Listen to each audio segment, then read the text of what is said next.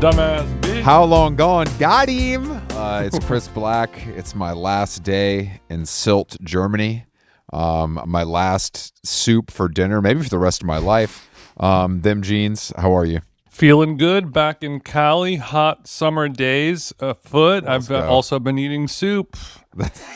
You're doing it. You're doing it by choice, though. I guess I am. It's an elective soup. I guess I am too. Technically, I guess I am. Well, I have a kitchen full of options, and you don't. Poor guy. No, I don't. I mean, I never want a kitchen full of options as long as I live. But I. Actually, I was thinking about that, where people are like, you know what, with weight loss and everything, like I just can't keep anything in the house as long as that happens. I'm okay. Mm-hmm. And to me, that feels a little soft. I feel like you're quitting when it's a little too early. Do you see my logic here? Where like you should be able to push through. Yeah, of course. You've given up in the 8th inning. Weirdly, if there was a bottle of OxyContin in my house, I wouldn't even think about it. But if there was a box of Oreos, I'm fucking scratching my arms. Really? Oh, totally. Yeah, totally. Because in my mind, there's one thing I just cannot have, and that's drugs and alcohol. That's like a very clear line. Mm-hmm. But like a couple cookies, I know I'm going to wake up the next day and feel fine. I know my life's not going to be ruined. I know I'm not going to do anything I shouldn't do. I'll just feel personal guilt because I hate myself. Okay. And that's something I think we all deal with. Okay, well, the same way some people are like, I have to remove all social media from my phone. I have to block the IP address of Pornhub. I have, if I look at the Reddit or if I look at my comments section of my video on YouTube, I will go into a full mental breakdown. I feel like that, you're walking the thin line. It's just one little thing could go wrong and then we're triggered again. So I think we need to start working on, maybe I need to start reading the comments a little bit more, just, to condition myself, Hunter style. Well, in that instance, I don't care. Like, I don't really care what people have to say. But with my own personal well-being, it's a mental challenge. It's me versus me. Okay. And everybody loses. I versus I. I versus I, and everybody loses in that Okay, instance. Well, so this is what I'm envisioning. Now that you have been Lanzahoft, now you've been hanging out in the Aryan nation of Sylt. It's an island and a lifestyle and a mentality. When you see those videos where somebody has trained their dog, they'll put a dog treat, they'll put a cocktail weenie or a biscuit on the snout, and the dog sits there and stares at it, doesn't bite it. Very well trained, very impressive. And then you give the command, oftentimes in German, coincidentally, and then the dog is then allowed to chomp down and eat that little pizza combos. Yeah, that's going to be me at the Dusseldorf airport tomorrow with a cortado. So I totally, you're painting a picture that is very accurate to me right now. Very accurate to me right now. So you've been laid up in your 5-star minimalist blonde wood chic retreat. Yeah. Obviously, you haven't been, looking at screens or anything like that, so you're just staring at the ceiling. No. Screens are allowed.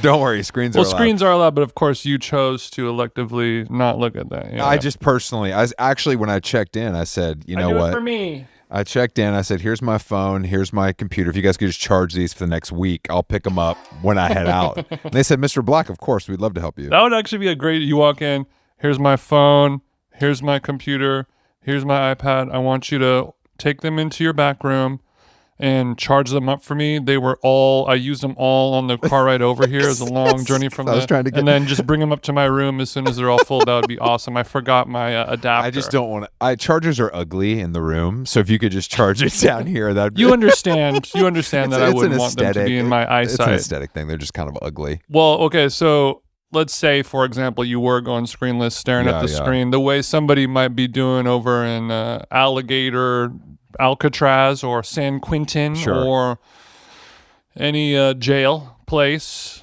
There's many jails, but all the people in jail got phones now. But I see what you're saying. Yeah, but I guess. But are the people in jail using their precious phones to like look at like TikToks of the new Szechuan poutine restaurant? No, they're looking at TikToks of thoughts. They're looking at anything with titties. But yes, I mean, I see what you're saying. I'm looking at Zara Larson doing the splits, and I'm jacking off to it.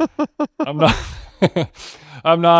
I'm not in solitary confinement. I'm not in the whole, with my reels pulled up like, oh my God, they're doing a Maru in Williamsburg. That's so crazy. And it looks, I think it's probably going to be just as good. Okay. So you mentioned cortado at the Dusseldorf airport, which I guess accidental Bronson lyric there.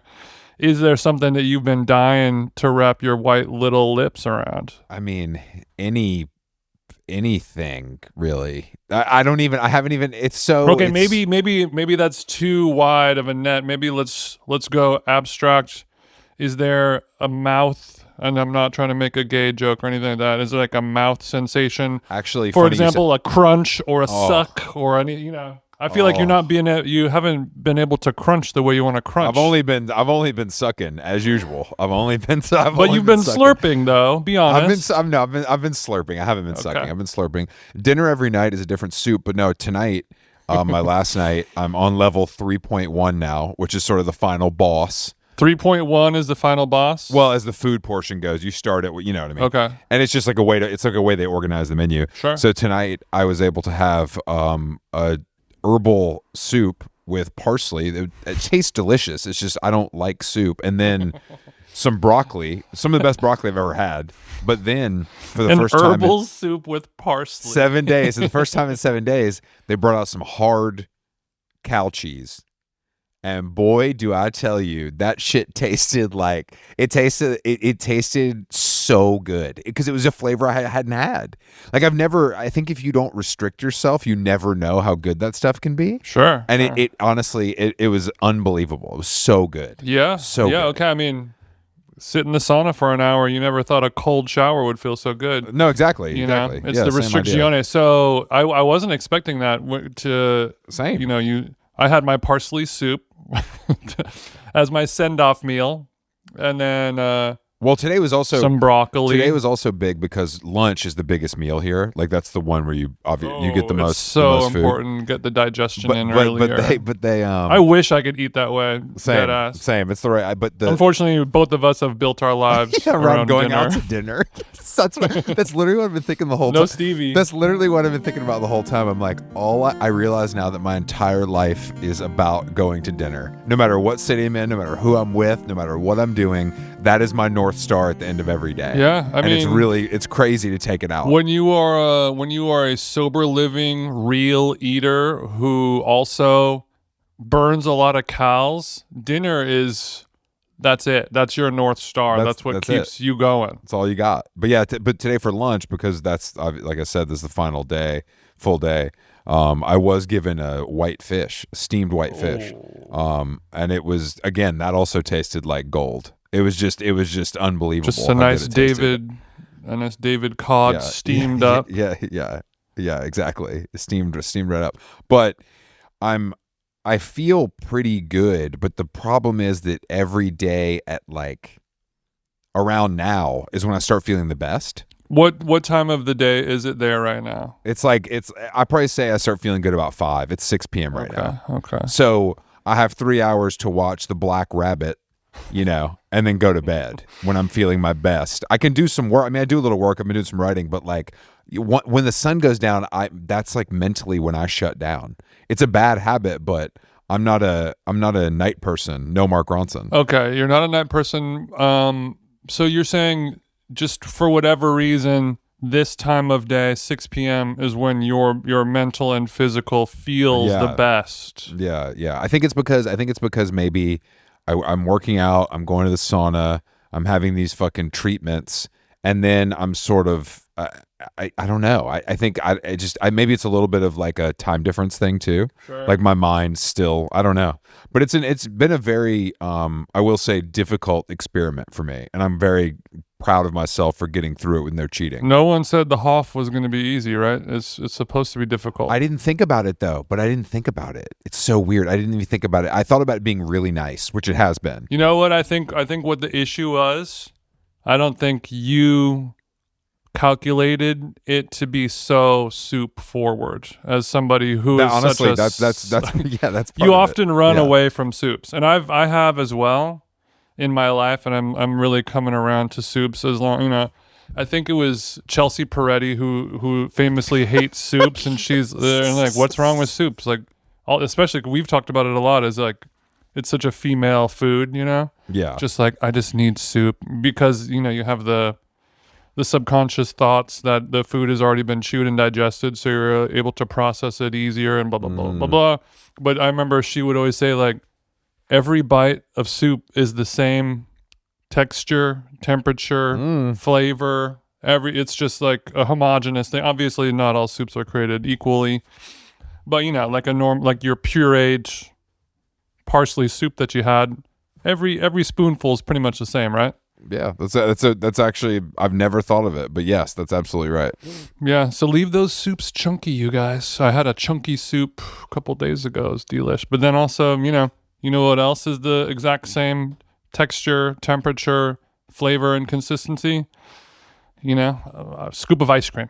Oh, well, you don't have any problem sucking that down, do you? No, I don't. I'll slurp on that shit all day. All right. Well, yeah. Anyway, I feel good. I'm going to Berlin for a day or two. I'm going to go to a restaurant I like there with Jeremy and our other friend Sven, and then I'm heading home. So we're friend of the show Blonde Shell's actually playing while I'm there, so I might go check out the show in Berlin, which is a funny. What's your restaurant in Berlin? It's called Grill Royale. Grill Royale. Okay, sounds cute, I guess. Yeah, Grill Royal. Yeah, not Royale. It's Royal. Yeah, Grill Royal. It's just like a funny kind of rich person. I see it. I'm on the website. It's the kitchen is visible from the dining room. I think there's some magnolia plants in there, but the interesting part is right above the kitchen. There's like a window that you can see into it, like the FX is Da Bear. Above it is a Berghain scarf. Oh, yeah. Like you would see, for your favorite football club. I think this is a place, there's a tune towel. Oh, no. And unfortunately, like every good place in Europe, there is a neon sign that says capitalism kills love. Of course. Which like you can't, we're going to knock a couple points off for that. Yeah, no, that's unforgivable, especially in today's climate. Oh God. Okay, dude. well that's great. I'm excited for you, bro. Yeah, I did. I watched The Black Rabbit. I really liked it, and I'm realizing something for both of us, that we're sort of getting to the age now where like things are specifically coded for us. Like this show, all the music is absolutely, it's Interpol, it's the Strokes, it's the Walkman. It's and if it's new, it's like Fontaine's DC. But there's a scene in the show, The Mind of Jason Bateman, where they're robbing Jude Law's character's apartment, and they rip a photo off the wall, which I recognized, and he was like, "Not the fucking McGinley, it was on loan," and I just I couldn't believe it. I couldn't believe we had come that far where that sort of stuff is getting referenced in like a Netflix show. But it's I mean, I want to know what you think about it because it looks like it cost a fortune. I watched the first episode of it, I think maybe yesterday actually. I will end up finishing it, but I'm not throbbing for it just quite yet. I think maybe because it is a little narcissism of small differences, or it is a little prescribed and too close for us. I mean, I think somebody needed to tell the spotted pig story. You know, I think that was a big thing. Yeah. That was a big thing in New York. And I think but I think it's one of those, I think it's interesting because I don't think that, not obviously most people don't know that story, especially most people that watch Netflix. So it doesn't matter. But is it confirmed that this is about, more or less, the spotted pig story? Not confirmed, but if like, it's what goes on upstairs is very much to me a reference to Spotted Pig, because it was upstairs and it would kind of you would go upstairs and like, hey, I want to go up there, and then the hotter than should be maitre d' is like, oh, it's actually a private party up there, and you look up there and then Ben Baller's up there and you're like, oh fuck, I'm never getting in here. Ben Baller is of course the worst part of the show, but God bless him. I mean, but it's like Jay. I that's the first time I ever saw. Doesn't Jay-Z say a single sure. word. Poor guy. was at the spotted pig. That's the first. That's where Batali. It very much mimics that to me. And I mean, I'd be surprised if it wasn't inspired somewhat. Yeah, but Jude Law, he's more of the lovable, can do no wrong, gets 1,000 excuses for his behavior, but he's not playing grab ass and chasing waiters around. No, he's fucking a hostess that's 23, but like that's technically fine. You know what I mean? He's not drugging. But it's giving consensuala. It is giving consensuala. He's not like drugging a waitress. It's pretty. It's above board stuff. I mean, you would hear the stories of it, and I was literally imagining like Mario Batali. Like when you would see, you're in Germany, like some type of old children's carousel thing where there's like a fat kid chasing a pig around in a circle. And it's like, ooh, I want sweet. It's kind of like a Charlie and the Chocolate Factory kind of thing of a little Batali all greased up with his red ponytail. And the servers are just out of reach as he's constantly chasing them from corridor to corridor. This is a little cleaned up. Yeah, this is definitely. Because you can't have a fat, nasty guy.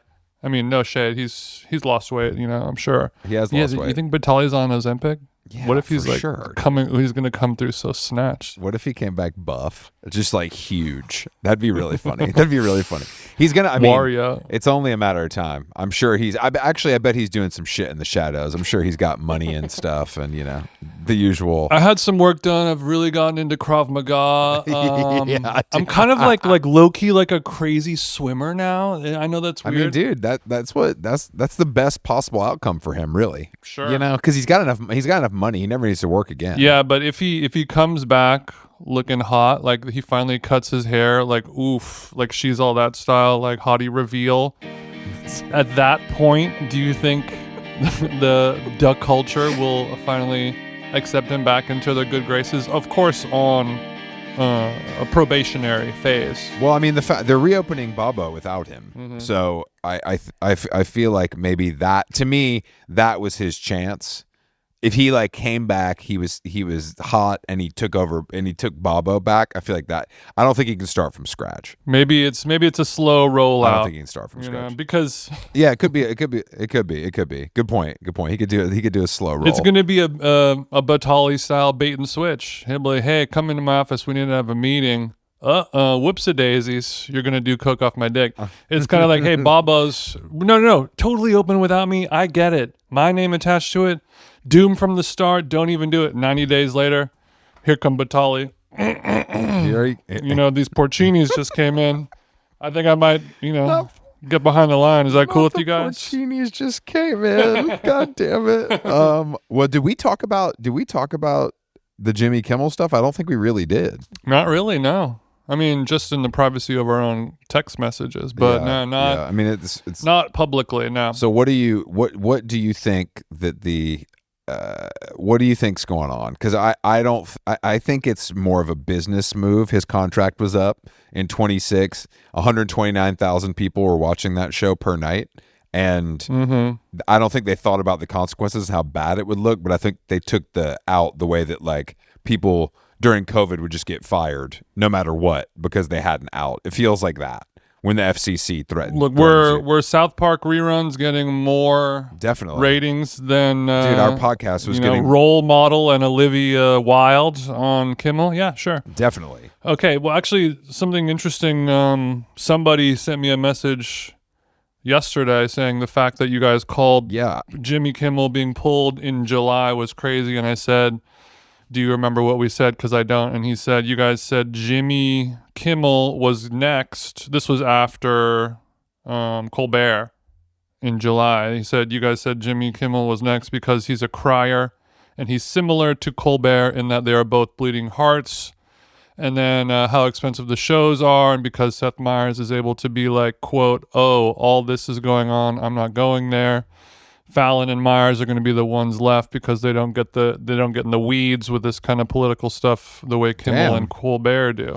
We did it again. I mean, I think that is probably true. I mean, I don't think what he said was particularly offensive, or I mean, it might have been a little bit wrong, like as far as factually, but yeah, who gives a shit? Yeah, I think more or less what he said, I don't think it was a bad joke where he's talking about the fourth stage of grief construction. Like that's a good and fine joke, and I agree that they're using any excuse they can, the far right, to paint this person as a crazy trans Antifa person, when it's just a dude whose dad was a cop and was probably, I mean, we don't know if he was MAGA, whatever. Literally just a dude. I guess just a dude. If everyone is allowed to throw the word Antifa around, then, I think Kimmel can throw the word MAGA around a little bit. It's got as much and as little venom to it as you really want it to have. I think it'll hurt, overall it'll hurt the network because Kimmel is so much of a personality there. It's not just the show. He hosts other things, and he's like. Well, here's what I'm worried about, Jason, and not to make it about me, but he was the executive producer of the Love Thy Nader, and I did look. He can his. That's show a Kimmel joint. His show can go away. It's all good, but Nader is on the ascent. That little tennis slut. We need to keep her on the air at any cost, whatever it takes. Okay. Call Bob Iger. Okay, so Kimmel is to Batali as Bobo is to Nader, is what you're saying. Yes, exactly. We can't let the show must go on in Naderville. We can't let Steven Starr take over Love Thy Nader. It would be it would be tough. Okay, so this does hit close to home, and I do see why you want to bring it up now. I think I forgot. I think it was like I was saying before in the chat. Unfortunately, an Andrew Schultz reference, but he was saying, as a comedian, this was the first time, like Trump being not even the first time Trump was elected, but the second term. It was the first time in the history of comedy where people did not make fun of the president, whether whatever side you were on. Kimmel, Leno, Letterman, Fallon, every host from the beginning of time. Whoever it is, you make fun of the president. It's just what you do. That's part of what those shows, and SNL especially, like that's what they do. And now half the comedians will either try a very obtuse way how to make fun of him, by doing impressions of him and saying, oh, he's the GOAT and he rocks kind of thing, but, ignoring the negative parts about it and choosing not to find jokes and humor in that part of it. But I was thinking, this is a bad thing overall. For sure. But I think the real kind of nail in the coffin is when somebody like a Gutfeld gets a major network. I mean, they show. can't. Like once he gets replaced by a Gutfeld. My feeling is that these networks want out of the late night business desperately because it loses so much money and no one cares anymore. Mm-hmm. They're locked into these giant contracts. And there's a merger. In this case, there's a merger that's going on that would be blocked. It's basically like all business, and they don't care what it takes to get the business done. You know what I'm saying? They don't care how it looks. They don't care who they piss off. It doesn't matter. It's always about money, and that's what this is about. And it sets a crazy precedent, but it also gets them to where they want to go financially, so they don't really give a shit. Yeah, I mean, I think that is a very convenient part of it, and it's a real 1-2 punch to kind of have it all make sense because, nobody watches late night television anymore. It's just not the way we consume content, and they get paid a lot of money, and they have a huge staff to get it all done. And it's like it's a North Star of the network. These people become the unofficial CEO, publicly facing, of this giant network. You see them every day. Yeah, you see them every single day. So Kimmel is just the company man. He's the Don Draper of ABC, whether he likes it or not. Yeah. And I think you have to figure out how that whole structure gets rejiggered because you're going to have to figure out a way to do it without having that. Once again, let's just recommend Drewski for the job. Whatever the job is, whichever person gets fired, I'm going to recommend Drewski. Well, I think obviously that is a great idea, and that'll just work regardless of anything. But the whole late night talk show as a whole, has to be either restructured or just straight up removed, and then allocate all of those resources elsewhere. For the amount of money, whatever Kimmel was getting paid, $20 million a year, and a staff of 180. It's costing a lot of money to make this show that gets the same amount of ratings as, Gordon Ramsay Kitchen Nightmare reruns. You can make 10 shows. You can make 10 more NCISs and 10 more. But if you go, it's also the show about firemen called Fire. It's also, you can go on Subway Takes. You can talk to Isaac. You can do, there's so many things you can do that get more eyeballs and require sort of less effort in some ways. Mm-hmm. And I mean, obviously I don't even, I like late. I mean, we grew up with it, so I do like it to some extent, and I don't, if a clip comes on, I'm going to watch it. It's all good. But I do think that there's sort of. But when's the last time you watched it live? I mean, years. I mean, I still think it matters for like a band. I think it's cool. When you get to play these shows, I think it's like a rite of passage, and something that like was a big, like when I was in the music business, it was a really big deal when Cartel played Kimmel. You know what I mean? It was like of course. It was like, oh, this is sick. This is so cool. And it's still a big deal to play Kimmel. Less so, I would say, that more people watch it, and smaller and smaller groups. We got Beach Fossils on there one day or whatever. Like it loses a little bit of sting. No shade, they're a great band. But not on the same scale as a late night band that we would watch when we were kids.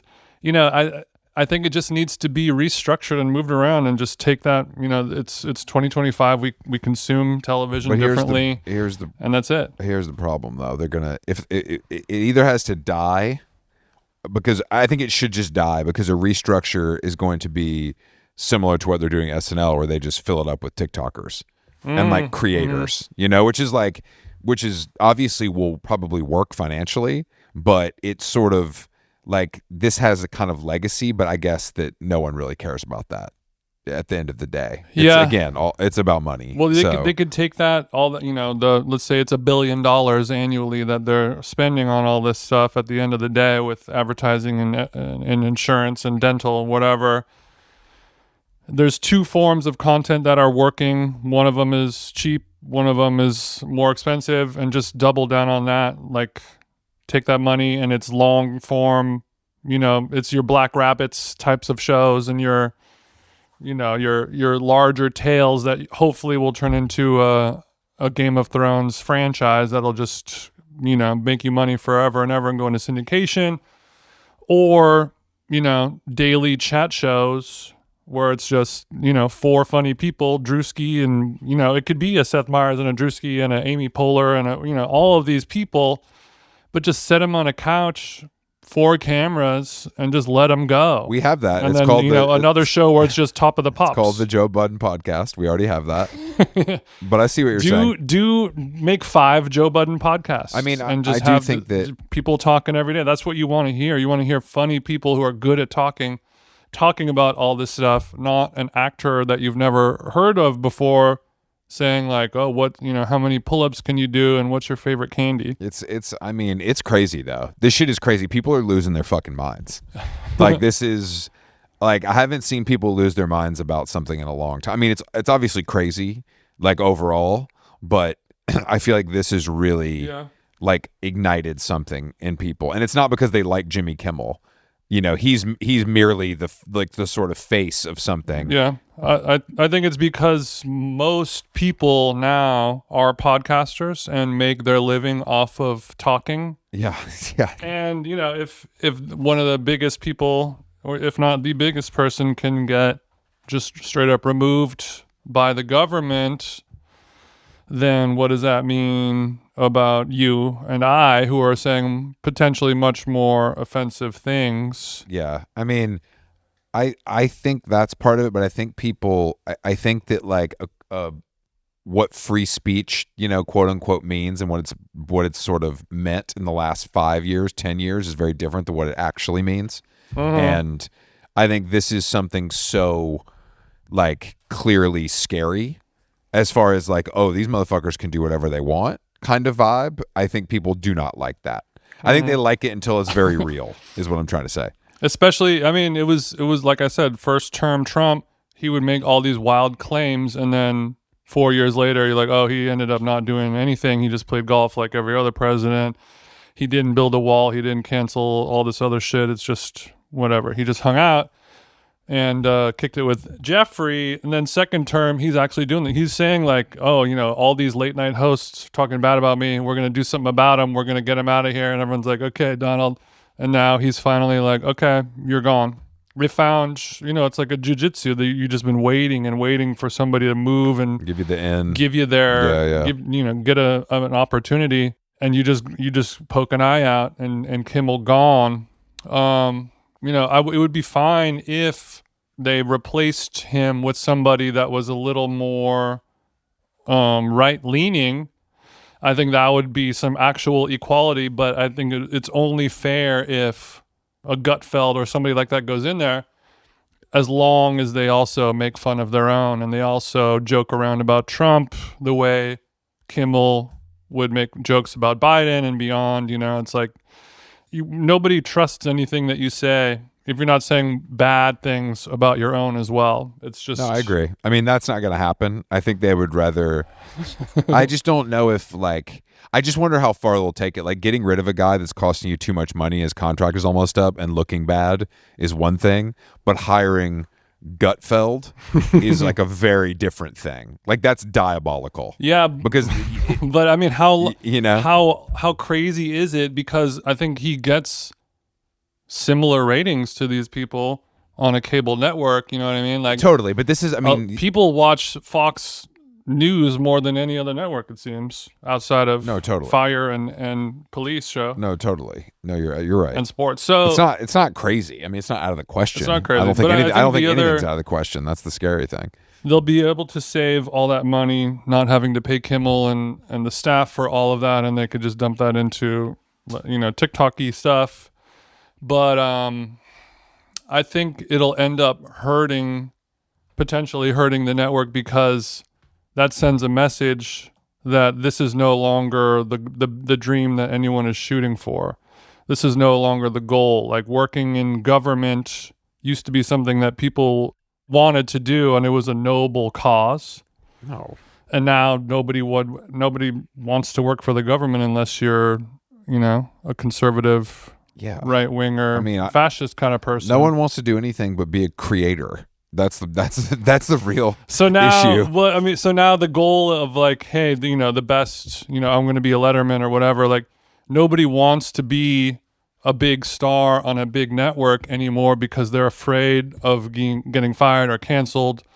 So all that is just going to send every creative person, musician, actor, podcaster, whatever, onto their own quote unquote pirate ships. And I'm going to do it myself, where I can control everything, make my own money from however I want to, choose my own sponsors, say whatever I want to without fear of being canceled. I think that's been happening for years. That's already happening, but this is just another nail in the coffin of like, who would ever want to do that anymore? And now, if that becomes something that is stupid and nobody wants to do anymore, nobody's going to watch it anymore. It's just everything is defragmented, and now we don't have a use for ABC anymore. That's real.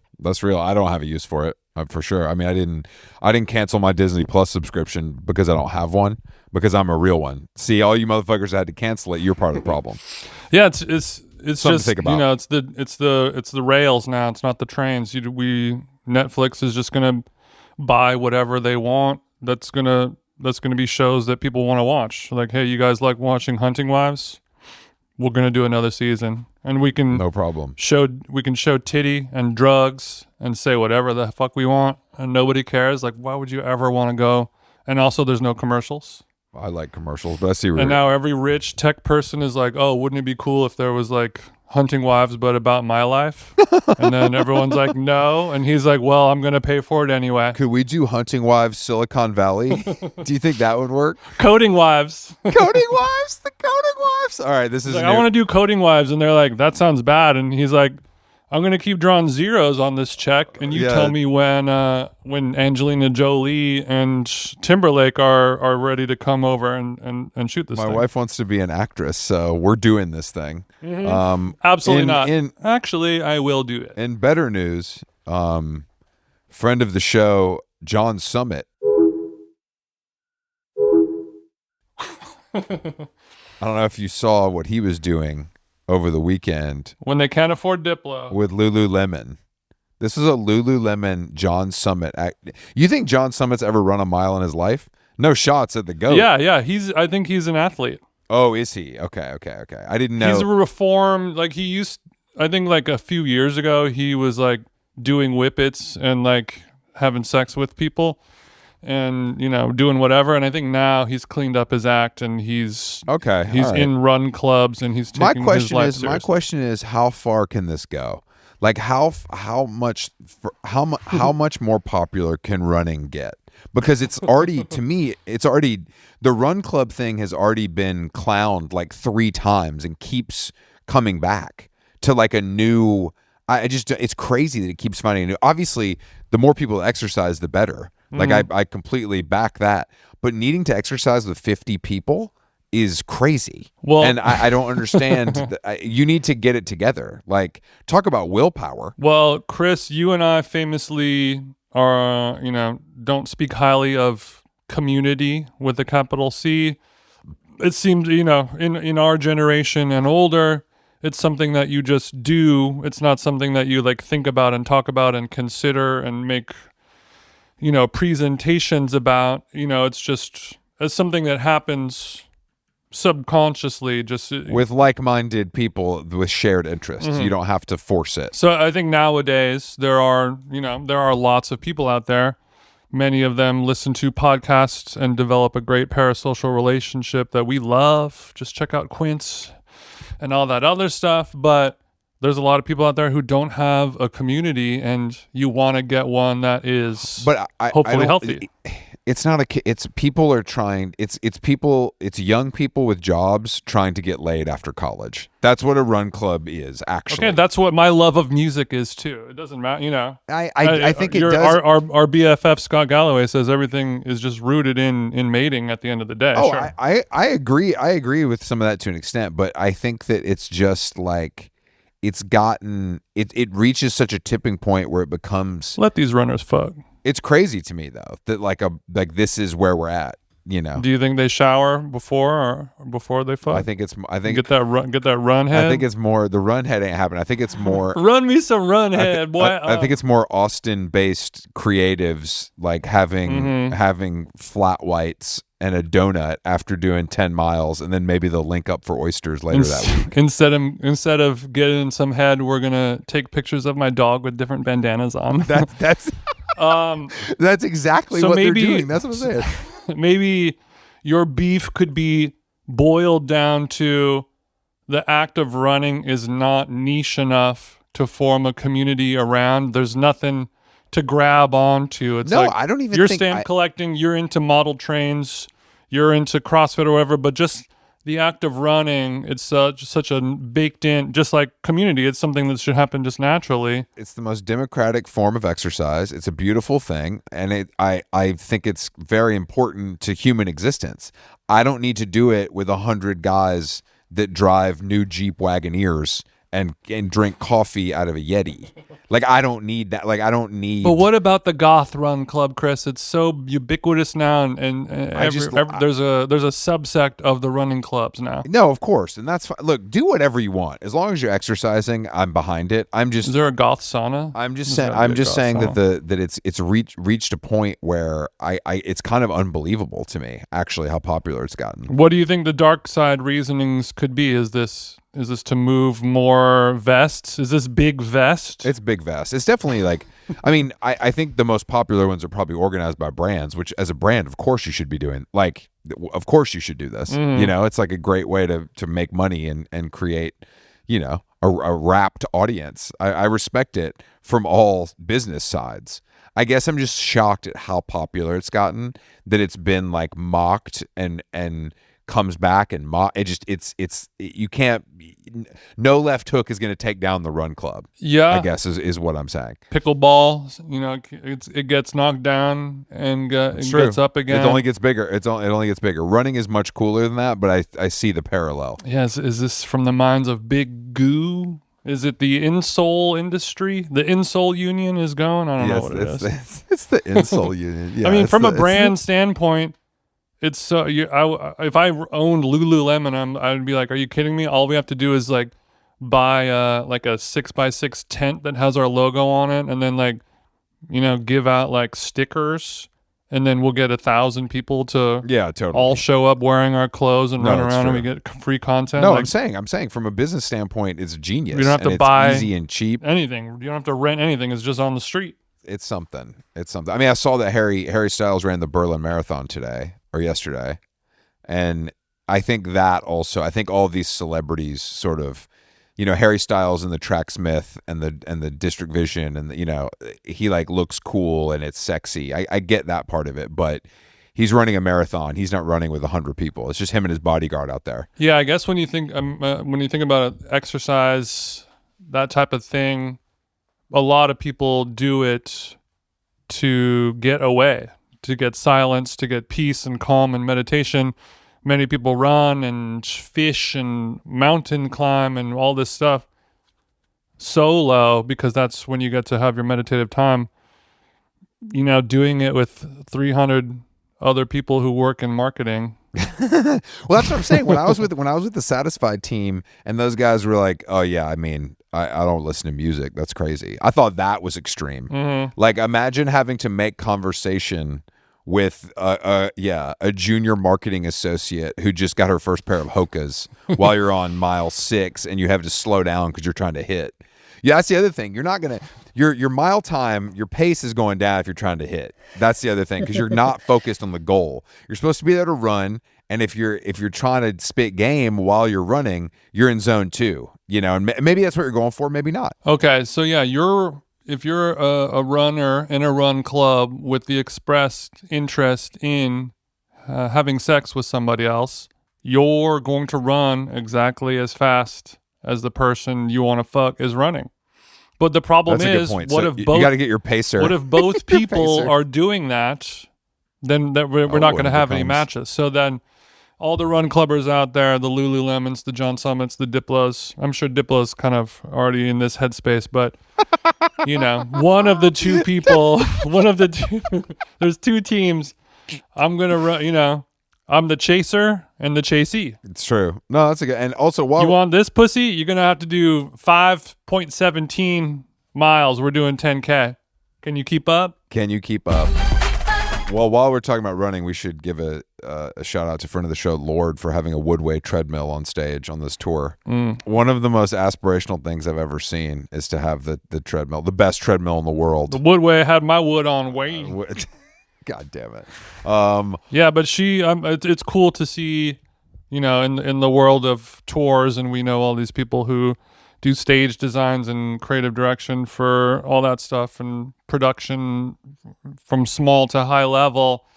It almost seems like all the ideas under the sun have been taken and used a zillion times. It's cool to see some variation. Something new. And our good friend Lorde doing some interesting, cool, funny shit. Something new. Stripping, wet tea contests, all that stuff. Now that it's been leaked, can we talk about Young Lean covering the Stooges?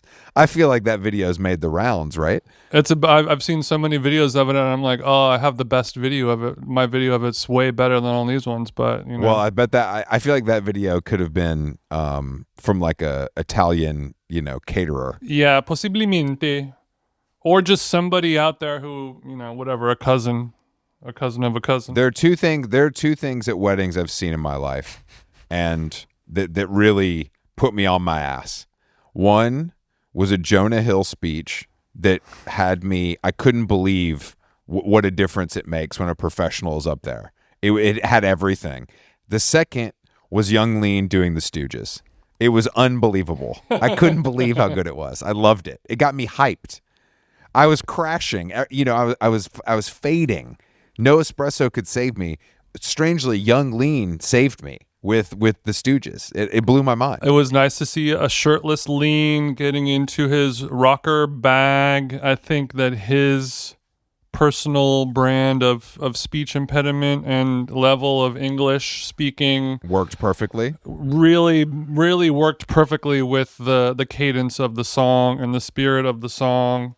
Because how do you out Iggy on his own tune? It's literally never been done. But somebody like him, he's like, what if we made the fucking grilled cheese with blue cheese instead? And everyone's like, oh, you just changed the game, fam.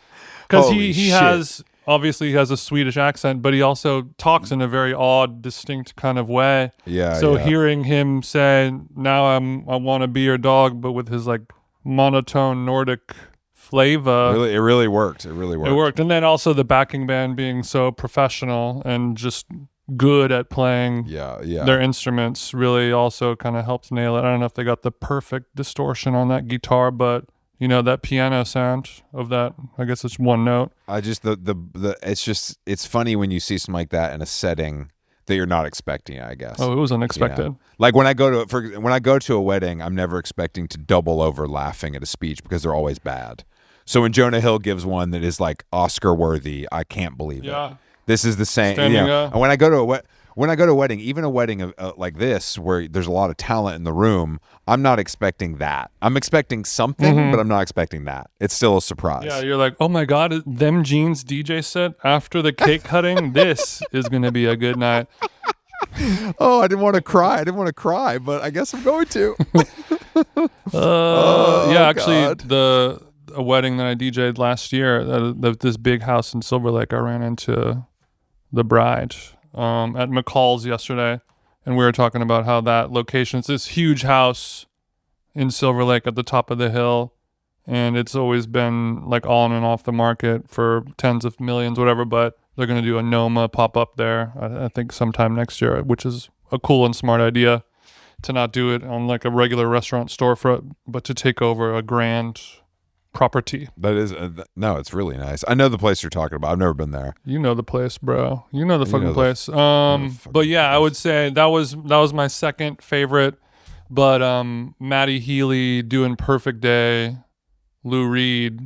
That was Matty's dad, right? Yeah. He comes out and he comes out and does a song with the 1975 on stage and stuff sometimes. Okay. So Matty and his dad doing Perfect Day, slow first dance song. What a great tune, unexpected tune for the first dance because it has such a somber feel to it. Mm-hmm. Somber spelled with all the vowels, of course. Yeah. Oh no. Chris wrote a great GQ weed pulling. I think every year Chris writes a story about how going to Europe during the summer for vacation is overrated, and every year he gets better and better at it. Thank you. So I think next year, year after that, we're entering Pulitzer territory. Well, the real goal is maybe to never go to Europe for vacation in the summer. Right. I think that's the real win of the whole game. Okay, well, let's get bullish on it. Let's do the poly market. What is the new Europe? I mean, is it Asia? Is it South America? It's California, bro. That's what I'm saying to you. After we did that trip in California and it was so relaxing. Gavin Newsom's California? And so beautiful. And there was no headaches. And I was like, yeah, look, this trip to Europe. Strong 5G here. I'm still I've been here for fucking 2 weeks. It's all good. I have to come back in a month. It's fine. And I like it. But during the summer, like even here on the island of Sylt, the people that work here are like, oh, in July, it's fucking crazy. Like you couldn't even imagine how busy it is. Right. It's a different place. And I'm like, yeah, I would rather be here right now. Even though I can't like lay in the sun, I'm still getting all the other benefits.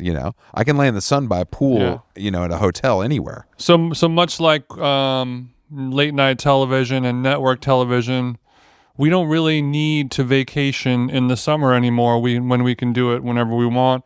Nobody has a job where they get time off in the summer, and everyone's kid is in a weird different school. And, I guess if you have 4 kids at Wagon Wheel, you're probably not going to go to Sicily for 2 weeks. Anyway, so we can just go wherever we want at any time of the year and spread it all out, so it's not all just one. What difference is 2-month period? That's the only point I was trying to make. It wasn't even just the usual sort of run of the mill Italy shade or Europe shade. It was strictly about like why are we so tethered to this when the world has shifted so much as far as, you know, what you're saying, like what our actual responsibilities and when those take place are. Well, I think now that we're becoming more of an authoritarian government, and we're, you know, years away from becoming a member of the Chinese-Russian regime, you know, let's just start. Let's make China the new the new Palermo. I love that. They really have that laid back lifestyle there that just really, it's so similar to the it's so similar to the Italians. I always say free healthcare, great food, you know, great food. Some say Chinese cookery is basically the Jesus and the Moses of all the great culinary arts. Now that you're bringing this up, I think maybe some Asian flavors or maybe some Middle Eastern flavors is really what my palate is craving for a tickle. Okay. Okay.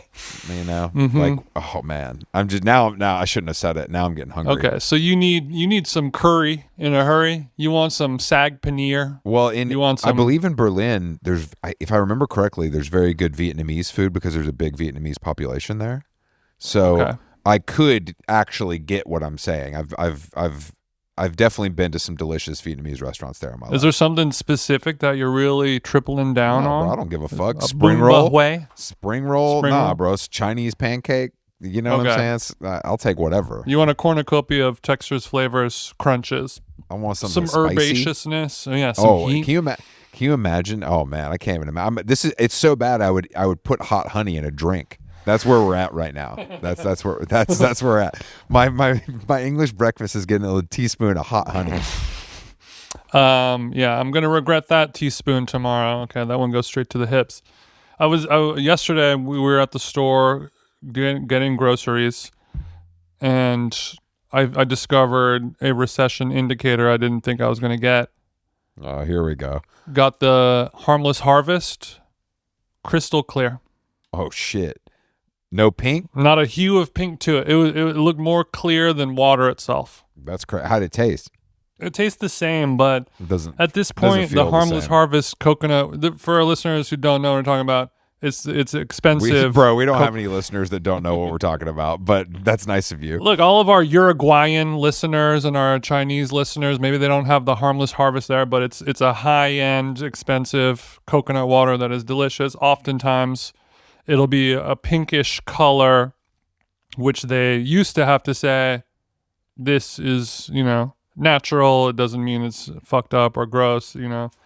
Maybe it's good luck. And now that deformity and unique characteristic of the harvest, it has to be pink or else there's no really discerning difference, right?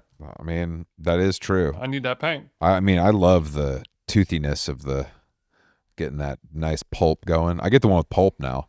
If I get one, yeah, it's nice. You want a little cocoa you can chew on. It's weird. I never used to be into pulp. Not the band, of course, we love them, but I mean in orange juice or other beverages. But now, maturity, bro. Maturity looks good on you, brother. You're growing up. The growth is crazy, bro. So So we're gonna be in Austin. Yeah, a couple announcements next week. We're gonna be next weekend, Levitation Festival.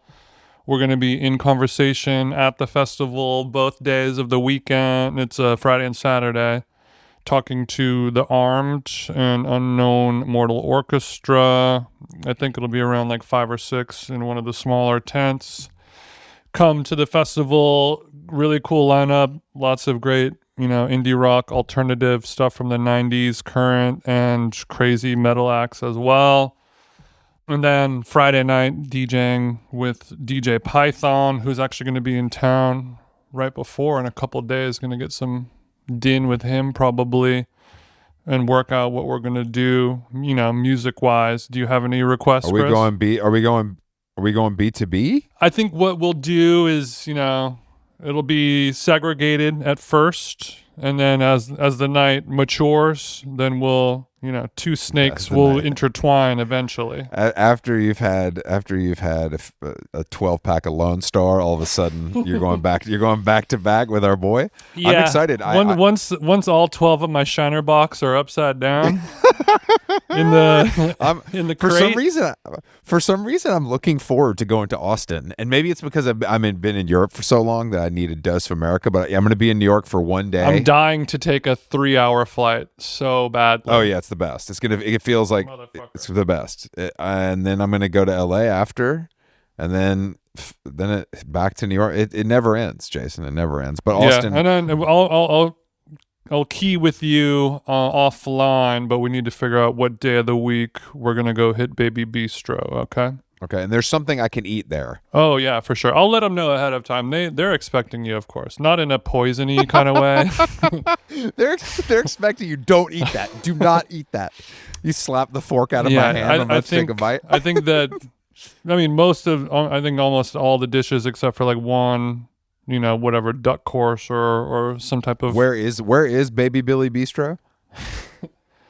Oh, it's where Echo Park meets Chinatown. Okay, challenging little corner. We'll do that, and then, I was trying to think of another place that was a little more hot spotty. I'll sidebar with a couple listeners and see if they have any. I just wanted something. I feel like I haven't been to. I mean, I'm going to be working and I have some shit I got to do, but I feel like I haven't been. You want like a zoomy, buzzy, like the food doesn't have to be we just talk amazing, but you want a hot room. We talk every day, and I feel like I've heard all these restaurants come out of your mouth, but I don't know which is which and where they are and what that, I'm only vaguely aware of them. Mm-hmm. I was considering, I wanted to take you to Darling, which is Sean Brock's new restaurant in WeHo.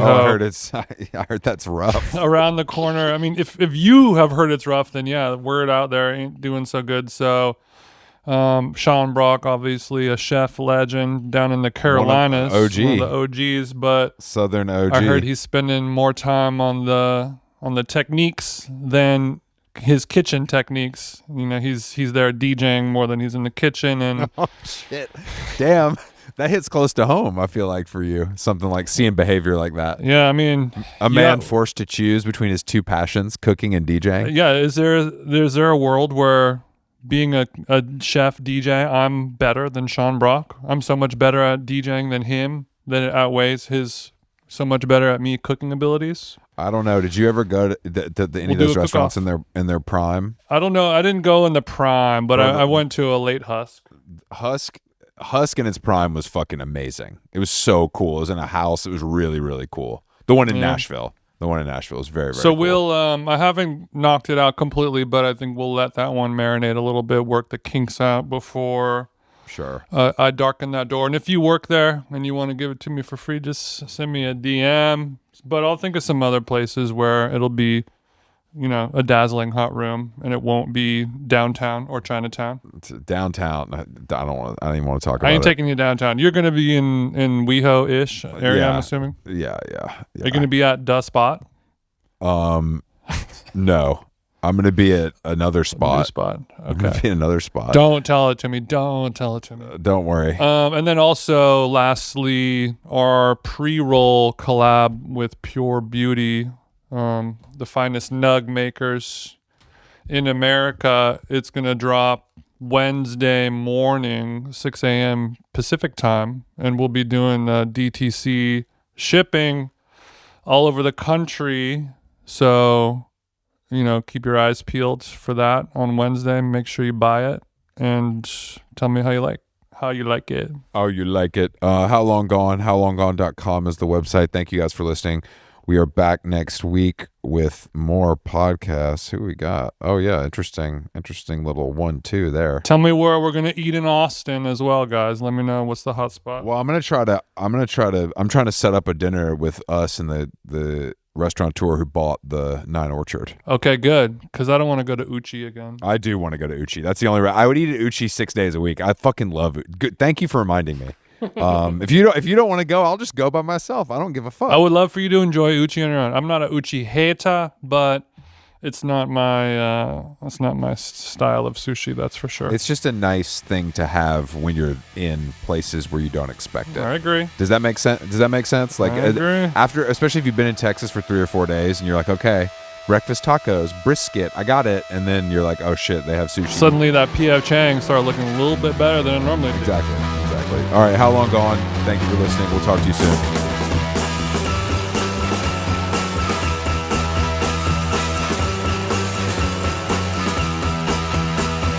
So messed up. I want you